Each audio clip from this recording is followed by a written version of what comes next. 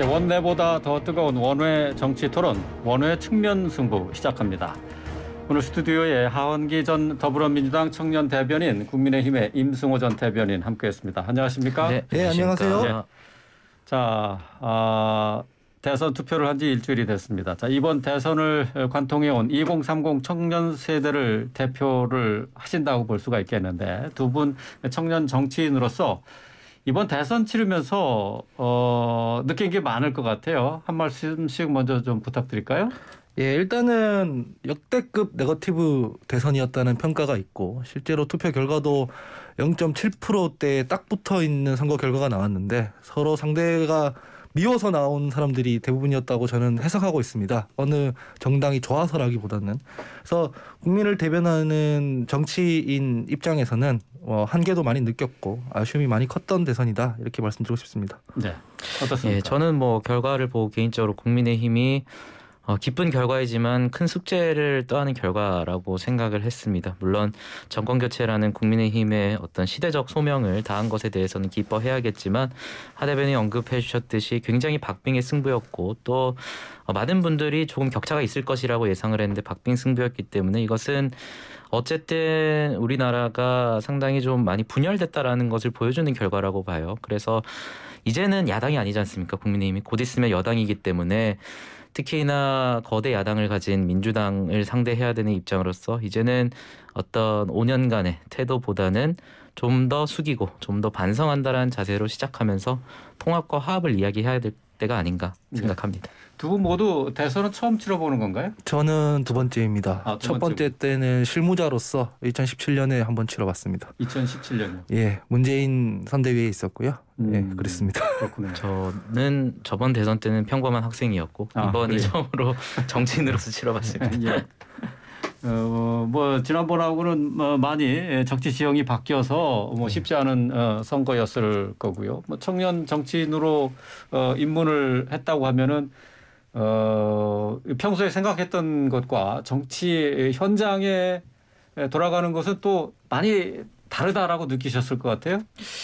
저는 입문을 했다고 시작한 지 한 5개월 정도, 6개월 정도가 된 것 같은데 상당히 좀 다른 지점도 많이 보이는 것 같습니다. 특히나 이제는 대변인직을 내려놨으니까 허심탄회하게 말하자면 상대당과의 어떤 치열한 다툼이나 토론도 상당히 좀 많았지만 내부에서 어떤 다툼, 보이지 않는 다툼도 상당히 많은 것 같더라고요. 그것이 언론 보도에 나가는 것보다 실제로 굉장히 치열한 경우도 있고 그런 상황들을 보면서 당내에도 참 많은 어떤 다툼이 있을 수 있구나. 그리고 그것이 나름 또 자기들의 이유가 있구나라는 생각은 또 하게 되더라고요, 보면서. 그래서 당내 어떤 개혁이나 당내 어떤 이런 다툼들을 어떻게 해결해야 될지도 정치인의 참 주요한 능력 중 하나구나라는 생각했습니다. 그렇군요.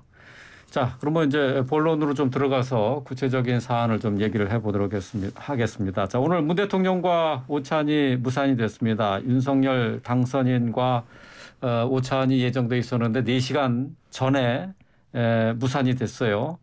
자, 가장 큰 이유로 지금 이명박 전 대통령의 사면 문제가 됐을 것이다라는 추측들, 분석을 내놓고 있는데 어떻게 생각하세요? 저는 일단 당선인이 지금 당장 해야 할 일이 뭔지를 좀 생각할 필요가 있는 것 같아요.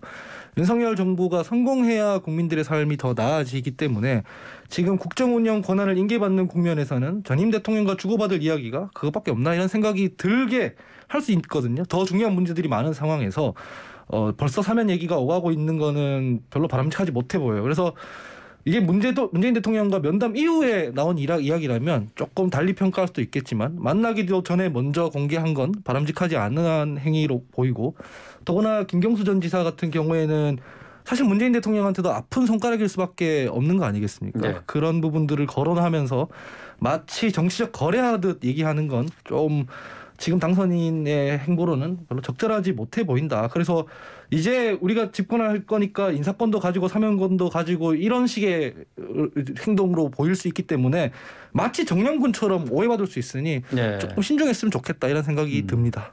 압박으로 느껴졌다는 얘기죠. 예. 저는 뭐 당선인이 그런 의도를 가지고 어떤 사면 얘기를 전략적으로 꺼낸 것은 아니라고 해석합니다만 뭐 그런 비판도 이제는 수용하는 자세도 필요하다라고 봅니다. 어쨌든 몇 개월 뒤면 당장 대통령으로서의 권한을 행사해야 되니 이제는 비판도 너그럽게 수용하는 자세를 보여야 되기 때문에 뭐 그렇게 보일 수 있다라는 측면에 대해서는 동의를 하고요. 다만 사면 자체 문제에 대해서 조금 언급을 한다면 뭐 저는 개인적으로 예전에는 특별 사면 자체에 대해서 좀 부정적이었습니다. 왜냐하면 어쨌든 정치인이라는 이유로 특권을 가질 수 있다라는 그런 부분들이 보일 수 있기 때문에 반대를 했었는데 박근혜 대통령 사면 이후에 어떤 여론조사나 이런 것들을 보면 진보 진영에서도 상당히 좀 긍정적으로 평가하는 모습들을 보면서 국민 통합에 기여할 수도 있겠구나라는 생각을 해요. 그래서 결국에는 사면 권한을 가진 문재인 대통령이 결심해야 될 문제이긴 하겠지만 문재인 대통령이 이명박 대통령의 사면을 만약에 추진한다면 그것이 어떤 굉장히 지금 대선 결과로 보여준 우리 나라가 분열되어 있다. 그런 것을 치유하고 통합하는 첫걸음이 될 수 있지 않을까. 그래서 문재인 대통령에게도 좋은 선택이지 않을까라는 생각은 합니다. 네. 뭐 특별사면이 대통령의 고유 권한이다라는 얘기는 흔히들 하지 않습니까? 예. 이제 그것은 그만큼 여론과 관계없이 대통령이 결단을 내릴 수도 있는 부분이다라는 것에 따른 얘기가 아닌가 싶은데 말이죠.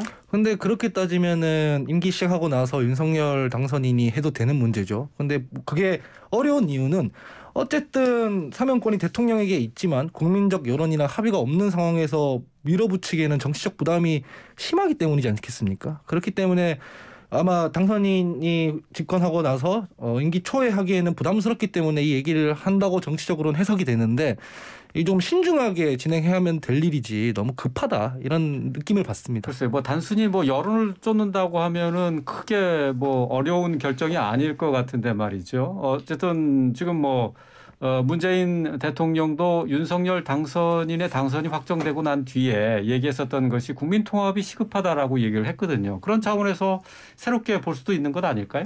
국민 통합이라는 건 구조를 바꿔야 되는 문제지 누구를 사면한다고 해서 바로 되는 문제는 또 아니기 때문에 이를테면 여론이 이렇게 첨예한 상황에서 어떤 설득 자급이 없는 상황에서 사면만 한다고 해서 국민 통합이 되지는 않을 거거든요. 그래서 일단은 국민들한테 설득하는 게 먼저다 이렇게 봅니다. 네.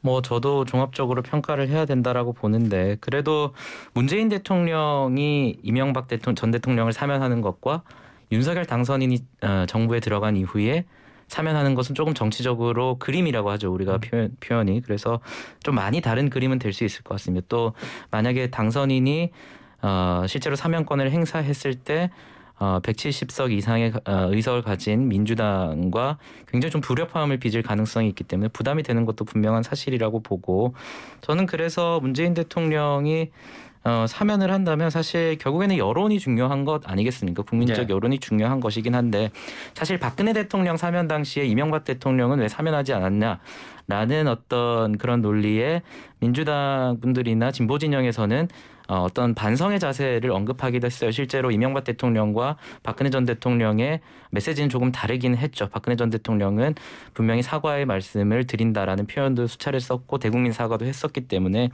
만약에 사면이 진행된다면 저는 이명박 전 대통령 측에서도 어떤 적절한 메시지가 나오면 그것이야말로 국민 통합을 위한 사면이라고 평가받을 수 있지 않을까. 그래서 양측에서 모두 한 발 물러나는 그런 모양새가 되어야 된다 생각합니다. 예.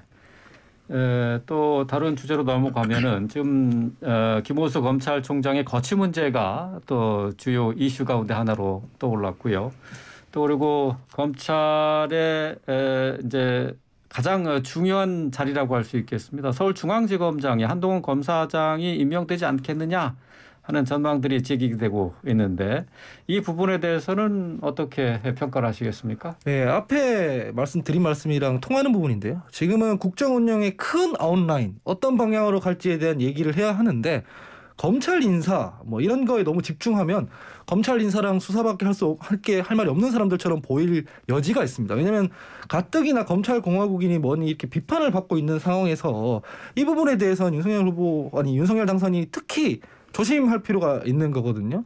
윤 당선인 본인은 검찰총장을 해봤던 사람이고 지난해 12월 제가 알기로는 김호수 총장 임기를 보장해야 한다는 식으로 간접적이나마 의견을 피력한 적이 있는데 지금 윤 당선인 본인보다 옆에 있는 분들이 지금 감나라 배나라 하는 식으로 이야기를 하는 건 좀 부적절해 보인다. 그래서 네. 국민께 위임받은 권력을 어떻게 운영할지 그거를 고민하는 게 먼저로 보입니다. 네.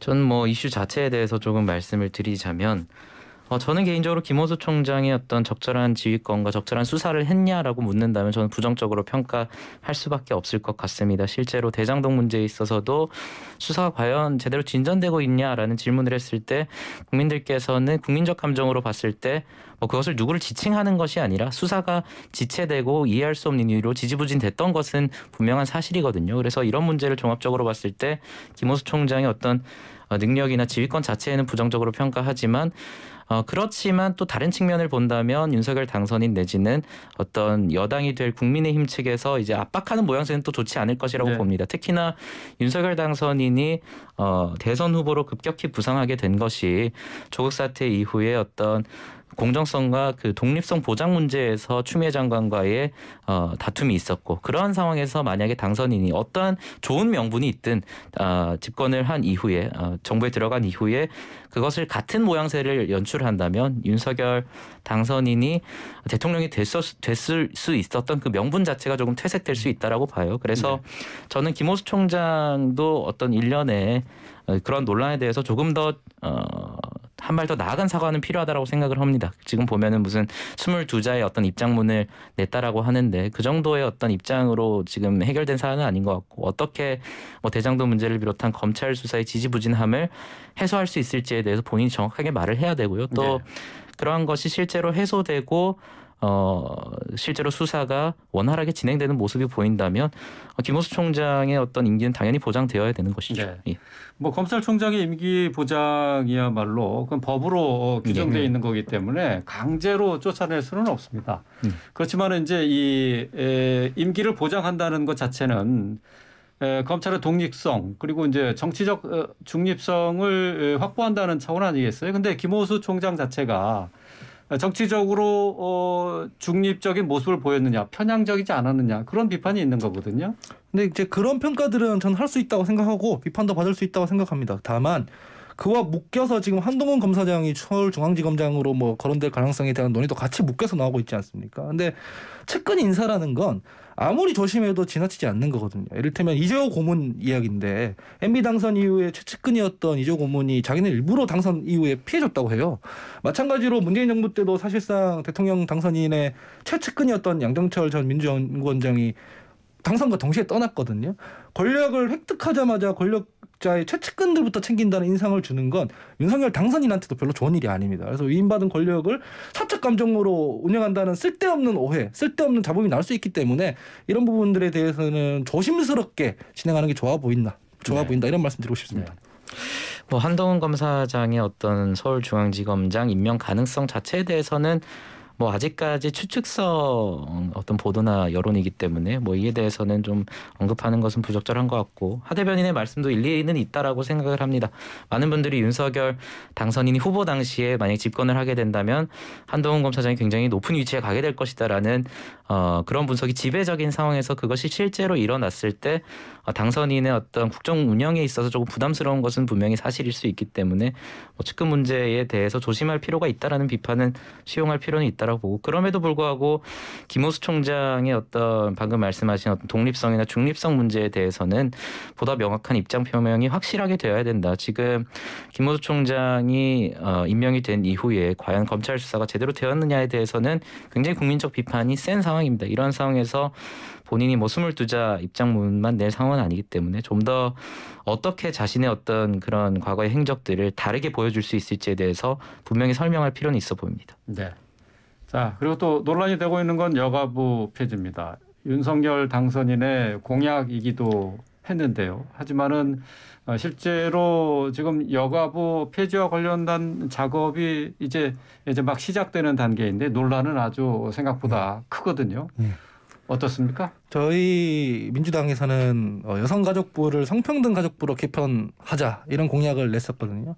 제 개인적 견해도 뭐 폐지보다는 개혁으로 방향을 잡는 게 맞다고 생각을 했고 개혁의 여지는 아주 많습니다. 이를테면은 사실상 여성가족부는 비판을 많이 받고 신뢰를 못 받고 있는 정부 부처였기 때문에 네. 개선은 해야 되는 거거든요. 이를테면은 일단은 그 모든 부처가 세종시에 있는데 국방, 외교, 통일 뭐 이런 부처들 제외하면 다 세종시로 갔는데도 불구하고 법무와 여가부는 별다른 근거도 없이 서울에 있다거나 이런 문제를 포함해서 장관도 뭐 여성계 인사가 아니라 남성을 포함해서 가족 전문가도 할 수 있고 뭐 이렇게 열려 있어야 되는데 너무 폐쇄적이었다 이런 비판들이 있지 않습니까? 그런 부분에 대해서 열어놓고 젠더 갈등을 어떻게 수습할 수 있는지 어떻게 조율할 수 있는지에 대한 논의가 이어져야 하는데 무턱대고 폐지와 존속으로 전선이 그어지기 시작하면 그 갈등이 선거 때 보여줬던 양상으로 나올 거기 때문에 이런 부분들에 대해서는 여야 합의가 조금 더 신중하게 이루어져야 된다. 네. 그렇게 보고 있습니다. 지금까지 여가부 그 운영과 이 정책적인 진행 상황 그리고 이제 정책 추진 과정에서 보여준 난맥상 같은 것들은 분명히 이제 문제점으로 지적되고 있는 거죠. 예, 그런 부분을 종합적으로 고려해서 당선인이 당시에 공약을 낸 것이고 저는 여가부 폐지 자체는 그대로 진행되어야 된다라고 봅니다. 어쨌든 이 문제 같은 경우는 국민들과 한 약속이거든요. 그래서 이것을 일부 비판이 있다라고 해서 이것을 그대로 진행하지 않고 철회한다면 또 국민들과의 약속을 저버리는 것이기 때문에 저는 무조건 진행이 될 필요가 있다라고 보고 그럼에도 불구하고 제가 여가부 폐지 당시 어떤 공약이 있었던 이후에 다소 아쉬웠던 점은 이것을 정부 부처 개편의 문제라고 설득을 했어야 되는데 민주당을 비롯한 어떤 여당 관계자들은 젠더 이슈로 상당히 많이 끌고 네. 갔습니다. 근데 젠더 이슈로 끌려다닐 필요가 저희는 없었거든요. 그래서 이 문제는 사실 정부가 출범할 때는 정부의 어떤 통폐 합의나 개편은 당연히 있어 왔던 과정이고 여성가족부라고 해서 그 대상이 예외가 되어서는 안 된다. 실제로 부처의 평가라든지 그리고 뭐 윤지호 씨 사태나 뭐 오거돈 박원순 시장 사태 때의 어떤 보였던 모습들을 본다면 이것은 제 기능을 하지 못하고 있다라는 부처이기 때문에 폐지되어야 된다. 그래서 젠더 문제가 아니라 정부 부처 폐지 그리고 정부 부처 조직 개편의 논의라고 설득을 할 필요가 있었다라고 보고요. 또 조금 아쉬웠던 것은 윤석열 당선인 후보 당시에 그 공약을 내면서 대처하는 부처 그러니까 가족 문제와 인구 감소 문제를 대처하는 부처를 만들겠다고 분명히 말씀을 하셨음에도 불구하고 이것이 적극적으로 홍보가 되지 않았습니다. 제가 개인적으로 아쉬웠던 것은 그러한 비판은 당연히 예상되는 수순이었으니 네. 어떻게 대처 부처를 설립할지 그 조직이 어떻게 운영될지를 큰 그림이라도 바로 보여줬으면 이 논의를 조금 불필요한 논의들을 줄일 수 있지 않을까라는 생각은 했는데요. 그래서 아직까지도 지금 논의가 진행되는 걸 보면 폐지는 저는 당연히 진행돼야 된다고 보는데 그럼에도 불구하고 아직 어떤 부처로 대처할지에 대해서 큰 그림이 나오지 않고 네. 있는 상황입니다. 네. 그래서 하루빨리 여성가족부를 폐지하고 어떠한 부처로 대처할지 그 약속드렸던 그 부처가 어떠한 모습인지를 빨리 구성을 해서 이러한 기능 그러니까 여성가족부에서 하던 기능 중에 반드시 필요하다라고 생각할 수 있는 기능들은 그대로 가져갈 것입니다를 국민들에게 빨리 보여줄 때가 아닌가 싶습니다. 예. 그러니까 젠더 갈등이 남녀 간의 갈등으로 이렇게 비화되고 있는 것에 대해서 이제 부담을 느끼고 있다는 말씀이신데 말이죠. 정부 조직을 효율화하는 과정에서 여가부의 효율성을 높이고 그 기능을 그대로 다른 정부 조직으로 이관하는 것에 대한 분명한 청사진이 있어야 된다. 그런 얘기가 되겠네요. 예. 자, 계속해서 지금 뭐 주 52시간제 최저임금제 관련해서도 폐지 논란이 일게 되니까 노사 간 합의로 근무 시간을 조정할 수 있게 하고 또 사업장에 따라서 최저임금 적용을 달리해야 한다 하는 견해를 밝히기도 했었어요. 자, 이것도 역시 민주당이나 국민의힘 의견이 크게 다르죠. 예, 뭐 일단은 뭐 폐지는 불가능한 일이고요. 헌법에 박혀 있는 게 최저임금제 시행해야 된다는 내용이기 때문에 폐지는 애초에 불가능한 일이고 지금 최저임금 기준으로 하루 8시간씩 주 5일 전일제 근무하면 한 190만 원 정도 나오거든요. 일해서 먹고 사는데 그렇게 넉넉한 금액은 아닙니다, 사실은. 네. 그렇기 때문에 이 부분에 대해서 시장에 너무 맡겨둔다는 거는 조금 망설여지는 게 사실이죠. 한국이 그렇게 노사 간 합의가 잘 이루어지는 국가고 노동자들의 입장이 잘 반영되도록 교섭이 이루어지는 상황이면 모르겠는데 사실은 대기업 정규직 노조 아니고서야 그렇지가 않다는 걸 대체로 다 알고 있거든요. 특히 최저임금으로 먹고 사는 분들은 하물며 그 대기업 정규직 노조에 대해서도 윤 당선인이 어쨌든 엄정하게 대처하겠다 이런 얘기를 하시기도 했기 때문에 그거 필요한 부분일 수 있지만 근데 그러면 기업에 대해서는 어떻게 균형을 잡겠다는 건지 대안을 말을 해야 합니다. 그래서 주 52시간제나 뭐 최저임금이나 이런 문제는 가장 약한 사람들의 삶의 문제와 직결되는 거고 그렇기 때문에 섬세하게 논의해야 하는 일이지 그냥 자유롭게 풀어놓고 알아서 뭐 사업장별로 알아서 협상하게 해라 이렇게 하면 결국 약한 자가 억압을 받는 게 사회입니다. 가령 합의를 통해 결정된다는 게 형식적으로는 그렇게 보이지만 특히 열악한 곳일수록 내가 회사 잘릴 수도 있고 인사상의 불이익을 받을 수도 있기 때문에 노동자들이 목소리를 내는 게 사실 간단치가 않다. 네. 이런 지점을 같이 고려했으면 좋겠습니다. 네. 저도 뭐 이 문제를 폐지하겠다고 52시간제나 최저임금제를 폐지하겠다고 당선인이 말한 바는 없습니다. 다만 어떤 그것을 표현하는 과정에서 약간 정치적 언어의 문제였기 때문에 이것은 폐지하는 것은 가능하지도 않고 당선인은 이를 공약한 바도 없기 때문에 다만 이런 취지의 발언이었죠. 뭐 주 52시간제 같은 경우는 좀 더 탄력적으로 운영되고 최저임금 문제도 조금 더 유연하게 운영할 수 있다는 어떤 원칙론만 밝힌 상황에서 이 문제도 저는 여가부 폐지와 비슷한 문제라고 봅니다. 이제는 어떤 대선 기간이 아니기 때문에 원론적인 얘기를 할 때가 아니라고 봅니다. 저는 이제는 집권 여당의 그런 위치에 간 국민의힘과 그리고 대통령이 될 당선인의 문제이기 때문에 단순히 유연하게 하자라는 논의보다는 어떻게 유연하게 할 것이고 또 하 대변인께서 말씀하신 그런 문제는 실질적으로 합의를 했다고 해서 그것이 과연 진정한 합의로 해석할 수 있는가의 문제도 분명히 있어요. 그래서 형식적으로는 합의이지만 어떤 갑을 관계에서 비롯된 진정한 합의가 아니라고 비판할 수 있는 부분도 있기 때문에 뭐 여성가족부 폐지 문제와 마찬가지로 이 문제도 사실 최저임금제 문제나 주 52시간 문제도 어떤 폐지하겠다고 당선인이 공약한 것처럼 공격을 받은 지가 꽤 됐습니다. 네. 그렇다면은 그것이 아니라고 정확히 설명하고 윤석열 대통령이 만들려고 하는 어떤 노동정책이 무엇인지에 대해서 강론으로 들어가야 될 때인데 아직까지 그런 부분이 부족한 건 분명히 사실이죠. 그래서 여가부 폐지 문제든지 이 문제든지 좀 어떻게 대안을 마련할 것인가에 대해서 강론이 나온다면 국민들께서도 공감을 해주실 것이라 믿고 있습니다. 네. 또 그리고 병사 월급 200만 원 공약도 있습니다. 자, 여기에 대해서는 지금 포퓰리즘 공약의 대표적인 사례다라는 지적도 있는데요. 저는 병사 월급 인상하는 부분이라든가 장병 인권 챙기는 문제에 대해서는 포퓰리즘이라는 형식으로 접근하면 안 된다고 생각하고 예. 우리가 마땅히 가야 되는 길이라고 생각을 합니다. 다만 200만 원이라는 게 사병 월급 인상만 있는 게 아니라 그렇게 되면은 장교들 부사관들 다 어떻게 조정할 것인가의 문제에도 연동되고 그러면 부사관들이나 다른 군인들이 오르면 공무원들은 또 어떻게 할 것인가 이런 문제까지도 복합적으로 이해관계가 얽혀 있거든요. 이런 문제에 대해서는 운반을 잘하는 게 중요해 보여요. 그러니까 아까 계속 그 임대변이나 저나 자꾸 사회적 합의 얘기를 했는데 그 가야 할 방향인 건 분명하지만 재원은 한정돼 있고 임금 구조가 이미 얽혀 있는 상황에서 이걸 어떻게 풀어나가고 그 가려는 방향으로 어떻게 우리가 목적을 운반을 잘할 것인가 여기 이런 식으로 접근을 좀 해야 되지 않을까 생각합니다. 저는 뭐 병사 월급 200만 원이 포퓰리즘이라는 비판은 저는 적절치 않다라고 봅니다. 자신의 의지와 무관하게 20대의 약 10% 20%를 희생하는 남성 청년들에게 제 시간의 임금을 주겠다는 게 저는 포퓰리즘인지는 잘 모르겠고요. 인권의 문제라고 봅니다. 그래서 네. 저는 문재인 대통령과 문재인 정부 상당히 많이 비판했지만 잘했다고 평가하는 것 중에 하나가 군 인권 문제와 관련해서는 뭐 사병의 월급 인상이나 이런 부분들은 제가 적극적으로 칭찬하는 부분이거든요. 그래서 네. 이런 문제 같은 경우에는 윤석열 정부도 이어받아서 뭐 임금 향상의 문제도 있겠지만 사실 군 내에서 어떤 인권 문제라든지 군 내에서 가려지고 있는 상당히 그림자의 영역에 있는 문제들이 실제로 많아요. 그래서 이런 문제에 대해서 지속적으로 좀 관심을 가졌으면 좋겠고 다만 하 대변인께서 말씀하신 어떤 간부와의 임금 그리고 공무원과의 임금 문제에 있어서도 빨리 대안을 마련해야 된다고 봅니다. 그래서 네. 저는 정책을 하나 제안해드리고 싶은데요. 네, 간단하게요. 네. 목돈을 마련해서 출발 자금을 주는 방식도 있습니다. 꼭 임금책이 안 넣더라도 전역할 때 한 3천만 원씩 주면은 그 예산이 크게 들진 않거든요. 예. 그래서 그런 부분으로 보상하는 체계도 있다 이렇게 제안을 드립니다. 예.